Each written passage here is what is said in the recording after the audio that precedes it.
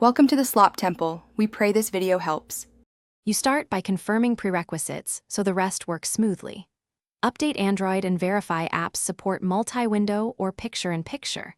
Once done, enable developer options and toggle freeform windows if you need overlapping apps. Make sure your device has the right output, USB-C alt mode, or a wireless display adapter.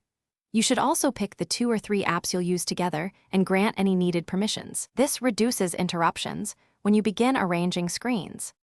Next, you perform the complex actions that combine screens. Use recents to select split screen or activate freeform, then drag a second app into the other pane. Gesture controls or the divider let you resize to 50/50, 70/30, or custom widths. For external monitors, connect via USB-C HDMI or wireless casting and choose Extend or Mirror mode in display settings. Once connected, move apps between displays and adjust resolution for clarity so touch targets and text remain readable. Finally, lock down the layout and confirm everything behaves. Tweak display settings for resolution and scaling so UI elements are comfortable.